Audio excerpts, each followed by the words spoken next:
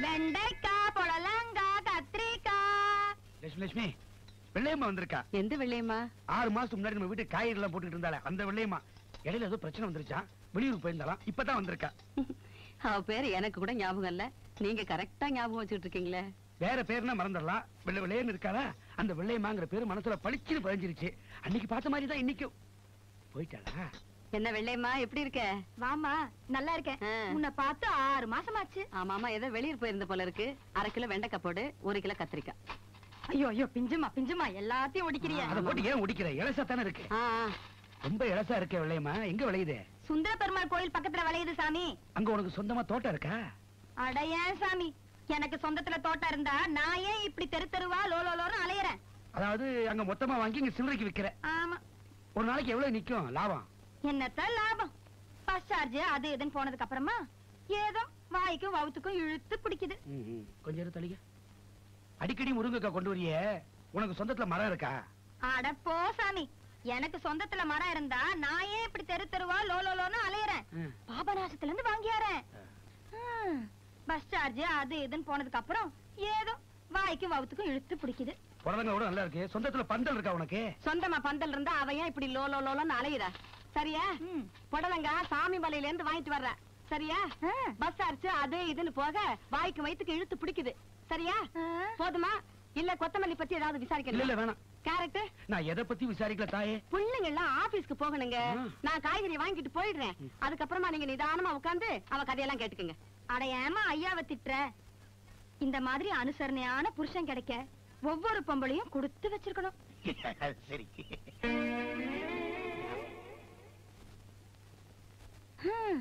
என்ன பாரு, புருஷங்கிற பேர்ல 24 மணி நேரமும் போதையிலேயே இருக்கிற ஒரு பொறுப்பில்லாத மனுஷன்.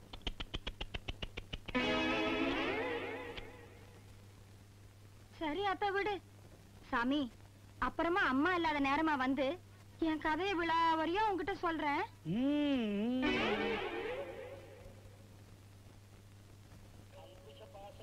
என்னங்க திடீர்னு கோயிலுக்கு கூட்டிட்டு வந்திருக்கீங்க, என்ன விசேஷம்? இந்த கோயிலோட பெருமையை பத்தி பல பேர் சொல்லி கேள்விப்பட்டிருக்கேன், அதான் உன்னை கூப்பிட்டு வந்தேன். அப்படி என்னங்க விசேஷம்? அது வந்து பாரு.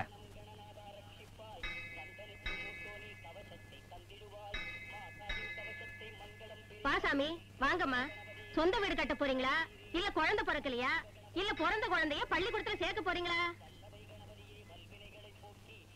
என்ன சொல்றாங்க இவங்க? என்னம்மா தெரியாத மாதிரி கேக்குற? சொந்த வீடு கட்டணுமா? அந்த கற்பக விருட்ச மரத்துல செங்கலை வச்சு வேண்டிக்கிட்டா சாமியே வீட்டை கட்டி கொடுத்துரும். குழந்தை பிறக்கலையா, தொட்டில கட்டி வேண்டிக்கிட்டா 10வது மாசத்துல ஓ வீட்லயே தொட்டிலாடும். குழந்தைய பள்ளிக்கூடத்துல சேர்க்கணுமா, ஸ்லேட்டை கட்டி வேண்டிக்கிட்டா துட்டு கொடுக்காமலேயே நீ நினைக்கிற பள்ளிக்கூடத்திலே இடம் கிடைக்கும். இப்ப ஸ்லேட்டுக்கு தான் டிமாண்ட். நீ எதுக்கு நேர்ந்துக்கு போற?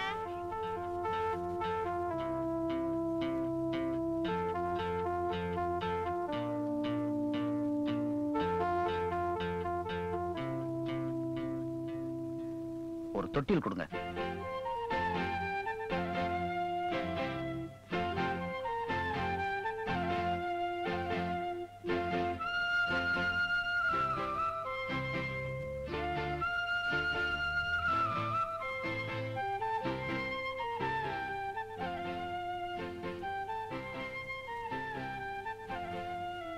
வீட்டுலதான் என்னால தொட்டில் கட்ட முடியல, கோயில்லையாவது நான் தொட்டில் கட்டலாம்ல.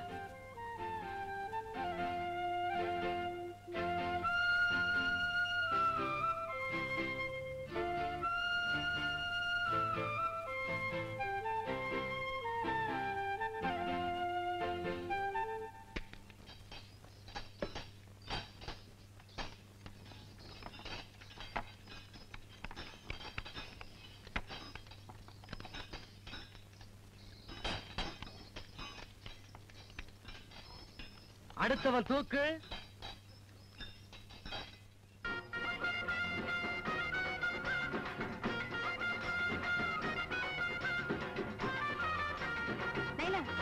இந்த கஞ்சி.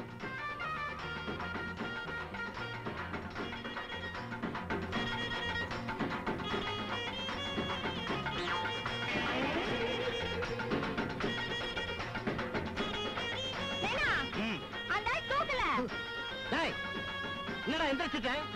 Cycle chain பிஞ்சிரும். தூக்குடா.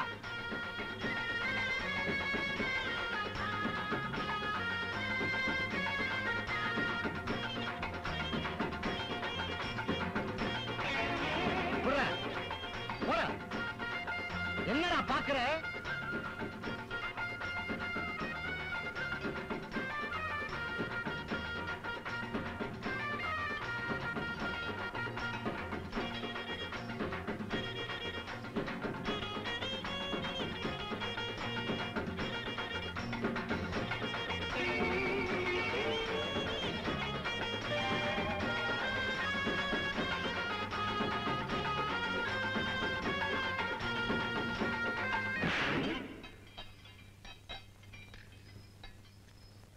லட்சுமி, சம்பந்திக்கிட்ட லெட்டர் வந்திருக்கு.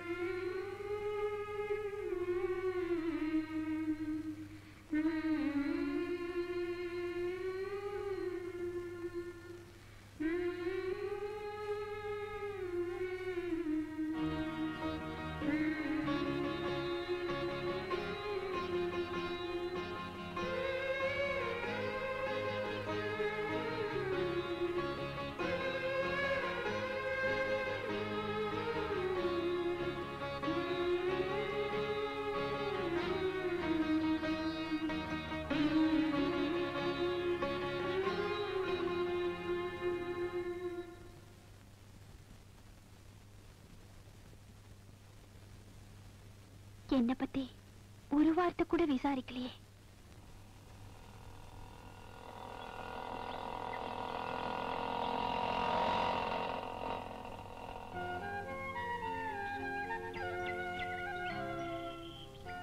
நீங்க இங்கேதான் கூட்டிட்டு வர போறீங்கன்னு தெரிஞ்சிருந்தா நான் உங்க கூட வந்திருக்கவே மாட்டேன்.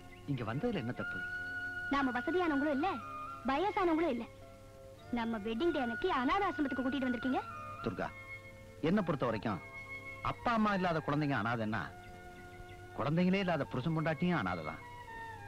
அந்த விஷயத்துல உள்ள இருக்கிற குழந்தைங்கள மாதிரி நாமளும் அனாதைதான். அனாதைங்க பார்க்க வர்றதுக்கு வயசானவங்களா இருக்க வேண்டிய அவசியமும் இல்ல, ஒரு ஜாங்கிரி மிக்சர் வாங்கி கொடுக்கறதுக்கு வசதி படைச்சவங்களா இருக்க வேண்டிய கட்டாயமும் இல்ல. நான் நேத்தே பணத்தை கொடுத்துட்டேன், எல்லாம் ஏற்பாடு பண்ணிருப்பாங்க. வா போலாம். நான் வரல. Durga please. No.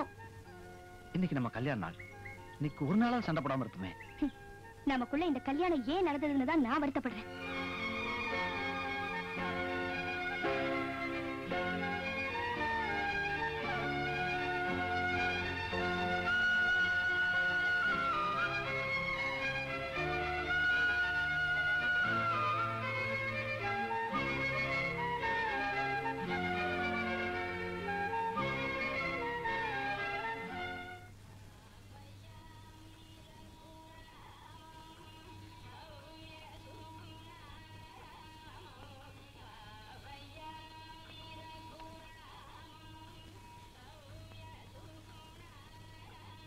Hello Geetha, எப்படி இருக்க?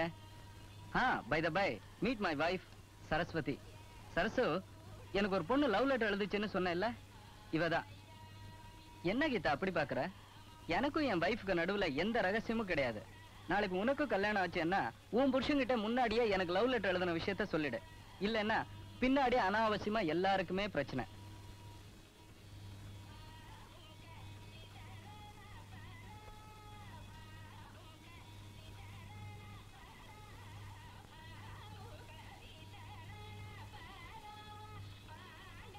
Excuse me sir, Amir Mahal எங்க இருக்குன்னு சொல்ல முடியுமா? அமீர் மஹால்? You mean Amir Mahal? ஆமா சார், அமீர் மஹால். இதே கும்பகோணத்துல இத்தனை வருஷமா இருக்கேன். அமீர் மஹால். சரசு, உனக்கு தெரியுமா? நான் உங்களை கல்யாணம் பண்ணதுக்கு அப்புறம் இப்பதான் திருச்சி ஜில்லாவுக்கே வரேன். ஐயோ, கும்பகோணம் திருச்சி ஜில்லால இல்ல, தஞ்சாவூர் ஜில்லா. சாரி சார், அமீர் மஹால் பத்தி நான் கேள்விப்பட்டதே இல்ல. போலாமா?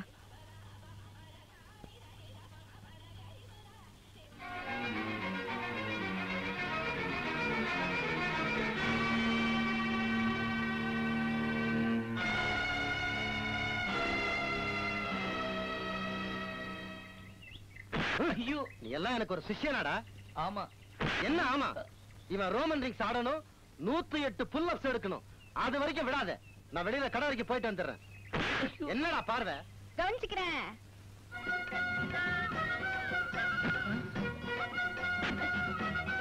ஐயோ